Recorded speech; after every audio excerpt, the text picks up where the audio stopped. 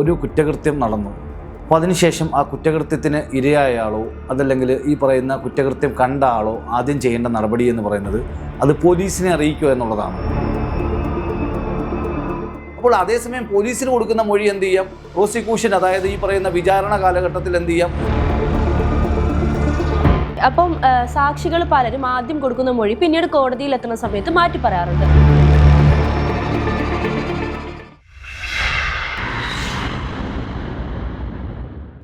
Law ടോക്സിന്റെ പുതിയൊരു എപ്പിസോഡിലേക്ക് എല്ലാവർക്കും സ്വാഗതം. അപ്പോൾ ഇന്ന് നമ്മൾ ചർച്ച ചെയ്യാൻ പോകുന്നത് രഹസ്യമൊഴി എന്താണെന്നാണ്.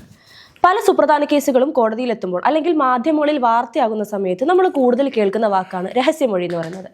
അപ്പോൾ എന്താണ് രഹസ്യമൊഴി എന്നും അതിനെക്കുറിച്ചുള്ള കൂടുതൽ കാര്യങ്ങളും നമ്മളോട് സംസാരിക്കാൻ എത്തിയിരിക്കുന്നത് ഹൈക്കോടതി അഭിഭാഷകനായ അഡ്വക്കേറ്റ് വിഷ്ണു വിജയൻ സാറാണ്. നമസ്കാരം. നമസ്കാരം.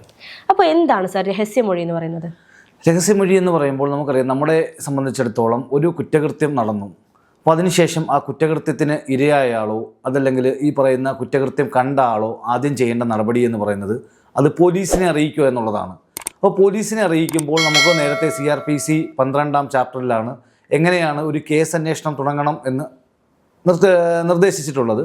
ഇപ്പോൾ ഈ പറയുന്ന നമ്മുടെ പുതിയ നിയമപ്രകാരം, ഭാരതീയ നഗരസംഹിത നിയമപ്രകാരമാണ് ആ കാര്യങ്ങൾ മുന്നോട്ട് പോകേണ്ടത്. അപ്പോൾ ഒരു കുറ്റകൃത്യം കേൾക്കുന്ന സാഹചര്യത്തിൽ ആദ്യം തന്നെ ആ പോലീസ് സ്റ്റേഷനിലെ ആ പോലീസ് ഓഫീസർ എന്ത് ചെയ്യുന്നു? അത് രേഖപ്പെടുത്തണം എന്നാണ് നിയമം. അപ്പോൾ അത് രേഖപ്പെടുത്തിയ ശേഷം എന്ത് ചെയ്യുന്നു? ആ കേസിൻ്റെ സ്വഭാവം എങ്ങനെയുള്ളതാണ് എന്ന് പോലീസ് ഓഫീസർ നോക്കണം. ഒരു ഗൗരവ സ്വഭാവമുള്ള കേസാണെങ്കിൽ എന്ത് ചെയ്യണം? ഉടൻ തന്നെ എന്ത് ചെയ്യണം? ആളിൻ്റെ മൊഴിയെടുത്ത് FIR രജിസ്റ്റർ ചെയ്യേണ്ട കാര്യങ്ങളുണ്ട്. അതല്ല, ഈ പറയുന്ന കേൾക്കുന്ന കേസ് എന്ന് പറയുന്നത് കുട്ടികളെ ആക്രമിക്കുക അല്ലെങ്കിൽ സ്ത്രീകളുമായി ബന്ധപ്പെട്ടുള്ള അക്രമങ്ങൾ അങ്ങനെയുള്ള കേസാണെങ്കിൽ സ്വാഭാവികമായിട്ടും എന്ത് ചെയ്യണം? ആ ആളിൻ്റെ അല്ലെങ്കിൽ ആ ഇരയാക്കപ്പെട്ട ആളിൻ്റെ രഹസ്യമൊഴി എടുക്കുക എന്നത് വളരെ ആവശ്യമാണ്. അപ്പോൾ രഹസ്യമൊഴി എന്ന് പറയുന്നത് മജിസ്ട്രേറ്റിന് മുന്നിൽ എടുക്കുന്ന മൊഴിയാണ് നമ്മൾ രഹസ്യമൊഴി എന്ന് പറയുന്നത്. അപ്പോൾ സാധാരണ നിലയ്ക്ക് നമുക്കറിയാം, പോലീസ് സ്റ്റേഷനിലാണ് എന്ത് ചെയ്യുന്നത്? കേസുകൾക്ക് മൊഴിയെടുക്കുന്നത്. അപ്പോൾ പലപ്പോഴും ഈ ഗൗരവ സ്വഭാവമുള്ള അല്ലെങ്കിൽ ഇത്തരത്തിലുള്ള സ്ത്രീകളുമായി ബന്ധപ്പെട്ടിട്ടുള്ള, കുട്ടികളുമായിട്ട് ബന്ധപ്പെട്ടിട്ടുള്ള അക്രമങ്ങൾ അങ്ങനെയുള്ള കാര്യങ്ങളാകുമ്പോൾ ഈ ഇരയാക്കപ്പെടുന്ന ആളിൻ്റെ മൊഴി രജിസ്റ്റർ ചെയ്യേണ്ട ബാധ്യത ആർക്കാണ്? ഈ പറയുന്ന മജിസ്ട്രേറ്റ് ഓഫീസർക്കാണ്. അതിൻ്റെ സാഹചര്യം എന്ന് പറയുന്നത് സ്വാഭാവികമായിട്ടും കുറ്റകൃത്യത്തിൻ്റെ ഗൗരവം കൊണ്ടും അതോടൊപ്പം തന്നെ എന്താണ്, പോലീസിൻ്റെ ഏതെങ്കിലും തരത്തിലുള്ള സമ്മർദ്ദം കൊണ്ട് അല്ലെങ്കിൽ ഏതെങ്കിലും തരത്തിൽ മൊഴി രേഖപ്പെടുത്താനുള്ള സമ്മർദ്ദം ഉണ്ടാകാനുള്ള സാധ്യതയുള്ളത് കൊണ്ടും അതോടൊപ്പം തന്നെ നാളുകളിൽ ഈ മൊഴി മാറ്റി പറയാതിരിക്കാനുള്ള നടപടിക്രമത്തിൻ്റെയും കൂടെ ഭാഗമായിട്ടാണ് നമ്മൾ എന്ത് ചെയ്യുന്നത്? രഹസ്യമൊഴി എടുപ്പിക്കാൻ വേണ്ടിയുള്ള ഇത്തരം കാര്യങ്ങൾ ചെയ്യുന്നത്. അപ്പോൾ ഈ പോലീസിന് നൽകുന്ന മൊഴിയും അല്ലെങ്കിൽ കോടതിയിൽ നൽകുന്ന മൊഴി, ഇത് തമ്മിലുള്ള വ്യത്യാസം എന്താണ്? പോലീസിന് ഇത്തരത്തിൽ രണ്ട് തരത്തിലുള്ള, അതായത് മൊഴി എന്ന് പറയുമ്പോൾ സ്വാഭാവികമായിട്ടും അത് ഈ പറയുന്ന സാക്ഷിയാക്കപ്പെട്ട ആളുകളുടെ മൊഴിയുമുണ്ട്, അല്ലെങ്കിൽ ഈ പറയുന്ന കുറ്റവാളിയുടെ മൊഴി എന്ന രീതിയിൽ തന്നെയാണ് അറിയപ്പെടുന്നത്. സ്വാഭാവികമായിട്ടും പോലീസിന് മുമ്പിൽ പറയുന്ന മൊഴി ഒരു എന്താണ് മാറ്റി പറയാനുള്ള അവകാശമുണ്ട്. കാരണം പലപ്പോഴും എന്താണ്, പോലീസിൻ്റെ സമ്മർദ്ദം മുഖേനയും അല്ലെങ്കിൽ ഈ പറയുന്ന മർദ്ദന മുഖേനയും ഒക്കെ പലപ്പോഴും എന്ത് ചെയ്യുന്നു? പോലീസ് അവരാഗ്രഹിക്കുന്ന രീതിയിലുള്ള മൊഴി എന്ത് ചെയ്യുന്നു? ഈ പറയുന്ന ഇരകളുടെ കയ്യിൽ നിന്നും അല്ലെങ്കിൽ ഈ പറയുന്ന വാദികളുടെ കയ്യിൽ നിന്നും ഒക്കെ എഴുതിയെടുക്കാറുണ്ട്. അപ്പോൾ സ്വാഭാവികമായിട്ടും പോലീസിന് കൊടുക്കുന്ന മൊഴിയിൽ ഒരിടത്തും എന്തില്ല, നമുക്ക് ഈ പറയുന്ന രീതിയിൽ അതിൽ അയാളുടെ എന്തില്ല സൈൻ മേടിക്കുവാനോ അല്ലെങ്കിൽ മൊഴി എഴുതിയ ശേഷം അയാളുടെ ഈ പറയുന്ന സൈൻ മേടിക്കാനുള്ള അധികാരം പോലീസിനില്ല. അതേസമയം മജിസ്ട്രേറ്റ് ഓഫീസർക്ക് കൊടുക്കുന്ന മൊഴി എന്ന് പറയുമ്പോൾ ആദ്യം തന്നെ മജിസ്ട്രേറ്റ് ഓഫീസർ എന്ത് ചെയ്യുന്നു? അവരെ കൊണ്ടൊരു സത്യപ്രതിജ്ഞ എന്ത് ചെയ്യുന്നു? ചെയ്യിപ്പിക്കുന്നു. അതായത് നമ്മൾ കൊടുക്കുന്ന മൊഴി കോടതിയുടെ മുന്നിലാണെന്നും ഈ മൊഴി ഒരു കാരണവശാൽ എന്ത് ചെയ്യാൻ കഴിയില്ല, മാറ്റി പറയാൻ കഴിയില്ല എന്നും സത്യസന്ധമായിട്ട് മാത്രമാണ് താൻ ഈ മൊഴി പറയുന്നത് എന്നും എന്ത് ചെയ്യുന്നു? മജിസ്ട്രേറ്റ് ഓഫീസറുടെ മുൻപാകെ എന്ത് ചെയ്യുന്നു? ഈ സാക്ഷ്യപ്പെടുത്തുന്നു. അപ്പോൾ ആ മൊഴിക്ക് സ്വാഭാവികമായിട്ടും എന്താണ്?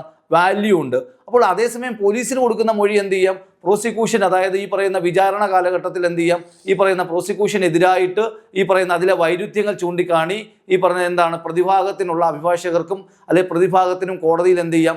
അദ്ദേഹത്തെ സമ്മർദ്ദപ്പെടുത്തിയെടുത്ത മൊഴിയാണെന്നും അല്ലെങ്കിൽ എന്താണ് ഞാൻ അങ്ങനെയല്ല പറയാൻ ഉദ്ദേശിച്ചതെന്നും ഒക്കെയുള്ള വാദങ്ങൾ നിരത്താനുള്ള സ്വാതന്ത്ര്യമുണ്ട്. അതേസമയം മജിസ്ട്രേറ്റ് ഓഫീസർക്ക് കൊടുക്കുന്ന മൊഴി ഒരു കാരണവശാൽ മാറ്റി പറയാനോ അതല്ലെങ്കിൽ ഞാൻ അറിയാതെ കൊടുത്തതാണെന്നോ അതല്ലെങ്കിൽ എൻ്റെ അറിവില്ലാതെ എടുത്തതാണെന്നോ എന്ത് ചെയ്യാൻ കഴിയില്ല, പറയാൻ സാധിക്കത്തില്ല. അതുകൊണ്ട് തന്നെ മജിസ്ട്രേറ്റ് മൊഴി എന്ന് പറയുമ്പോൾ അല്ലെങ്കിൽ ഈ പറയുന്ന 164 അനുസരിച്ച് 164-ലെ വിവിധ ക്ലോസുകൾ ഉപയോഗപ്പെടുത്തി എടുക്കുന്ന മൊഴികൾക്ക് വാല്യൂ കൂടുതലാണ്. ആ മൊഴിയിൽ നിന്ന് മാറ്റിപ്പെട്ട് കഴിഞ്ഞാൽ അല്ലെങ്കിൽ ആ മൊഴി ഇല്ല അല്ലെങ്കിൽ ഈ പറയുന്ന അതിൽ പിന്നീട് കളവ് കൂട്ടിച്ചേർത്ത് പറഞ്ഞാൽ സ്വാഭാവികമായിട്ടും 7 വർഷം വരെ തടവ് ശിക്ഷയ്ക്ക് അവർക്ക് എന്ത് ചെയ്യാം, അവരെ വിധിക്കാനുള്ള സാധ്യതയുണ്ട്. അപ്പോൾ എന്തൊക്കെയാണ് ഇതിന്റെ ഈ രഹസ്യമൊഴിയുടെ നടപടിക്രമങ്ങൾ എന്തൊക്കെയാണ്? രഹസ്യമൊഴിയുടെ നടപടിക്രമങ്ങൾ ഞാൻ നേരത്തെ സൂചിപ്പിച്ചതുപോലെ തന്നെ ആദ്യം തന്നെ, അതായത് ഈ പറയുന്ന അത് അന്വേഷണ ഉദ്യോഗസ്ഥനാണ് ഈ പറയുന്ന കേസിൻ്റെ സ്വഭാവം, അതായത് ഈ പറയുന്ന കേസ് കംപ്ലൈൻറ്റ് വായിച്ചറിയുകയോ അതല്ലെങ്കിൽ ഈ പറയുന്ന കംപ്ലൈൻറ്റിന് ഇരയാക്കപ്പെട്ട ആളിൻ്റെ വാദം കേൾക്കുകയോ ചെയ്ത ശേഷം ആ കേസിൻ്റെ സ്വഭാവത്തെക്കുറിച്ച് തീരുമാനിക്കേണ്ടത്. അപ്പോൾ ആ കേസിൻ്റെ ഗൗരവ സ്വഭാവമുള്ള കേസാണെങ്കിൽ സ്വാഭാവികമായിട്ടും എന്ത് ചെയ്യണം, ഈ പറയുന്ന ഉടൻ തന്നെ മജിസ്ട്രേറ്റ് ഓഫീസറെ മൊഴി രേഖപ്പെടുത്താനുള്ള അടുത്തേക്ക് അവരെ അയക്കേണ്ടതാണ്. അതോടൊപ്പം തന്നെയാണ് നമ്മൾ പറയുമ്പോൾ പലപ്പോഴും എന്ത് ചെയ്യപ്പെടുന്നത്, ഇരയാക്കപ്പെടുന്നത് പലപ്പോഴും എന്താണ് അവർ ക്രൂരമായി മരണത്തിലേക്ക് തള്ളിവിടുന്ന സൈഡിൽ അക്രമത്തിനിരയാവുക, അല്ലെങ്കിൽ ഈ പറയുന്ന അബോധാവസ്ഥയിലാവുക, അവരെ ഹോസ്പിറ്റലൈസ്ഡ് ചെയ്യുക. അപ്പോൾ സ്വാഭാവികമായിട്ടും അവരുടെ മരണമൊഴി രേഖപ്പെടുത്തേണ്ട, അല്ലെങ്കിൽ ഒരു ട്രാൻസ്ലേറ്ററുടെ സഹായത്തോടു കൂടി മരണമൊഴി രേഖപ്പെടുത്തേണ്ട ഉത്തരവാദിത്വം എന്താണ്, മജിസ്ട്രേറ്റ് ഓഫീസർക്കുണ്ട്. അപ്പോൾ അങ്ങനെയുള്ള കേസുകളാണെങ്കിൽ ഉടൻ തന്നെ മജിസ്ട്രേറ്റ് എന്ത് ചെയ്യണം, ഈ പറയുന്ന ഈ ഹോസ്പിറ്റലിലെത്തി എന്ത് ചെയ്യാം, അവരുടെ മൊഴി രേഖപ്പെടുത്താൻ സാധിക്കും. അപ്പോൾ നമ്മൾ കാണേണ്ടതായ കാര്യം പോലീസിനെ രേഖപ്പെടുത്താൻ, അതായത് എല്ലാ കേസുകളിലും പോലീസിന് മൊഴി രേഖപ്പെടുത്താനുള്ള അവകാശവും അധികാരവുമുണ്ട്. പക്ഷേ പോലീസ് എടുക്കുന്ന മൊഴിക്ക് എന്തില്ല, ആധികാരികതയില്ല. ആ മൊഴിക്ക് എന്തില്ല, വിശ്വാസ്യത കോടതിയിലെത്തുമ്പോൾ പലപ്പോഴും ചോദ്യം ചെയ്യപ്പെടാൻ സാധ്യതയുണ്ട് സ്വാഭാവികമായിട്ടും, അല്ലെങ്കിൽ ഈ മൊഴി മാറ്റിപ്പെടാനുള്ള സാധ്യതയുണ്ട്. ആയതിനാൽ ഗൗരവ സ്വഭാവമുള്ള കേസുകളിൽ വാദിയുടേതായാലും പ്രതിയുടേതായാലുമുള്ള മൊഴികൾ എന്ത് ചെയ്യാം, മജിസ്ട്രേറ്റിന് സ്വീകരിക്കാൻ സാധിക്കും. അപ്പോൾ ഈ രഹസ്യമൊഴിക്ക് കൂടുതൽ എവിഡൻഷ്യൽ വാല്യൂ ഉള്ളത് എന്തുകൊണ്ടാണ്? തീർച്ചയായിട്ടും ഇപ്പോൾ പലപ്പോഴും രഹസ്യമൊഴി എടുക്കുന്ന കുറ്റവാളികളാക്കപ്പെട്ട ഇരയാക്കപ്പെട്ട അല്ലെങ്കിൽ ഈ പറയുന്ന ഇരകളോടൊപ്പം തന്നെയാണ് നമ്മൾ കാണേണ്ടതായിട്ട് കാര്യം, ഒരു കുറ്റകൃത്യത്തിൽ ഉൾപ്പെട്ട ആളിൻ്റെ മൊഴി എന്ത് ചെയ്യാം, മജിസ്ട്രേറ്റിന് രേഖപ്പെടുത്താം, മജിസ്ട്രേറ്റിന് മുമ്പിൽ രേഖപ്പെടുത്താറുണ്ട്. അപ്പോൾ സ്വാഭാവികമായിട്ട് മജിസ്ട്രേറ്റിന് മുമ്പിൽ സമ്മതിക്കുന്ന കാര്യങ്ങളിൽ നിന്നും അയാൾക്ക് പിന്നീട് പുറമോട്ട് പോകാൻ സാധിക്കുകയില്ല, അല്ലെങ്കിൽ ഈ പറയുന്ന വിചാരണ വേളയിലും ആ കാര്യങ്ങളിൽ ഉറച്ചു നിന്നേ സാധിക്കുകയുള്ളൂ. അതേസമയം പോലീസിന് കൊടുക്കുന്ന മൊഴിയിൽ നിന്നും എന്ത് ചെയ്യാം, അയാൾക്ക് സമ്മർദ്ദപ്പെടുത്തി എടുത്തതാണെന്നും അതല്ലെങ്കിൽ അയാൾക്ക് ആ ഒരു സാഹചര്യത്തിൽ അദ്ദേഹത്തെ എന്ത് ചെയ്യും, ഏതെങ്കിലും തരത്തിലുള്ള ഭീഷണിയുടെയും പ്രലോഭനത്തിൻ്റെയും കാരണം കൊണ്ട് മൊഴി രേഖപ്പെടുത്തിയതാണെന്നുമുള്ള വാദം ഉന്നയിക്കാൻ സാധിക്കും. അതുകൊണ്ട് തന്നെ മജിസ്ട്രേറ്റിന് കൊടുക്കുന്ന മൊഴി എന്താണ്, അന്തിമമാണ്. അതിൽ നിന്നും എന്ത് ചെയ്യാൻ കഴിയില്ല, മാറാൻ സാധിക്കുകയില്ല. ആ മൊഴി വായിച്ചു കേട്ട ശേഷം എന്ത് ചെയ്യണം, ആ മൊഴിയിൽ അടിയിൽ എന്ത് ചെയ്യണം, ഈ മൊഴി കൊടുക്കുന്ന മജിസ്ട്രേറ്റിന് കൊടുക്കുന്ന ആൾ എന്ത് ചെയ്യണം, ഒപ്പുവെക്കാൻ നിർബന്ധിതമാകും. സ്വാഭാവികമായിട്ടും അത് അയാൾ വായിച്ച് കേൾപ്പിച്ച ശേഷം ഒരിക്കലും എന്ത് ചെയ്യാൻ കഴിയില്ല, അയാൾക്ക് ആ മൊഴിയിൽ നിന്നും പിറകെ പോകാൻ സാധിക്കുകയില്ല. ഓക്കെ, അപ്പം സാക്ഷികൾ പലരും ആദ്യം കൊടുക്കുന്ന മൊഴി പിന്നീട് കോടതിയിൽ എത്തുന്ന സമയത്ത് മാറ്റി പറയാറുണ്ട്, അതെന്തുകൊണ്ടായിരിക്കും? സ്വാഭാവികമായിട്ടും നമുക്കറിയാം, നമ്മുടെ വിചാരണ വേളകൾ എന്ന് പറയുന്നത് ഒരു നീണ്ട കാലഘട്ടമാണ്. നമുക്ക് പലപ്പോഴും എന്ത് ചെയ്യുന്നത്, നമ്മുടെ കേസുകളുടെ ദൈർഘ്യം വളരെ വലുതാണ്. സ്വാഭാവികമായിട്ടും ഈ സാക്ഷികളെ സ്വാധീനിക്കപ്പെടാനുള്ള സാധ്യതകൾ വളരെ കൂടുതലാണ്. കാരണം ഈ പറയുന്ന പ്രതിയാക്കപ്പെടുന്ന ആൾക്ക് സാമൂഹ്യപരമായിട്ട് എന്താണ്, ഉന്നത സ്ഥാനത്തുള്ളവരോ അതല്ലെങ്കിൽ ഈ പറയുന്ന അവർ സാമൂഹ്യമായിട്ടുള്ള പിടിപാടുകളും അതോടൊപ്പം തന്നെ സാമൂഹ്യമായിട്ടുള്ള അവർക്ക് പണവും ഒക്കെ ഉണ്ടെങ്കിൽ പലപ്പോഴും എന്ത് ചെയ്യാൻ സാധിക്കും, ഈ പറയുന്ന ഡിഫാക്റ്റോ കംപ്ലൈൻറ്റ്, അതായത് ഈ പ്രതിഭാഗത്തെയോ അല്ലെങ്കിൽ പ്രതിഭാഗത്തെ സാക്ഷികളെയോ സ്വാധീനിക്കുവാനുള്ള സാധ്യതയുണ്ട്.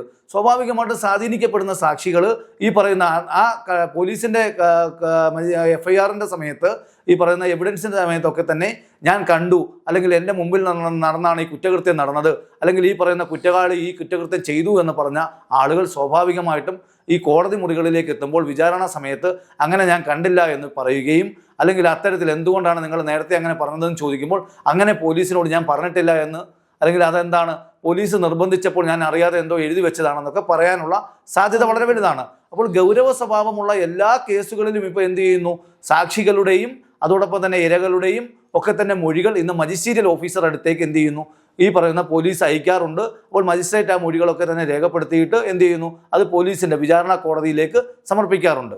അപ്പോൾ ഈ വ്യാജമൊഴി നൽകുന്നവർക്കെതിരെ നമ്മുടെ നിയമത്തിൽ എന്തെങ്കിലും നടപടിക്രമങ്ങളുണ്ടോ? തീർച്ചയായിട്ടും വ്യാജമൊഴികൾ നൽകുകയാണെങ്കിൽ സ്വാഭാവികമായിട്ടും 7 വർഷം വരെ, അതായത് ഈ പറയുന്ന പോലീസ് സ്റ്റേഷനിൽ വ്യാജമൊഴികൾ നൽകുന്നവർക്കെതിരെ ശിക്ഷാവിധികൾ വളരെ കുറവാണ്. അതേസമയം എന്താണ്, മജിസ്ട്രേറ്റ് ഓഫീസറുടെ മുമ്പിൽ സത്യപ്രതിജ്ഞ കൊടുത്തുകൊണ്ടാണ് നമ്മൾ എന്ത് ചെയ്യുന്നത്, മൊഴി രേഖപ്പെടുത്തുന്നത്.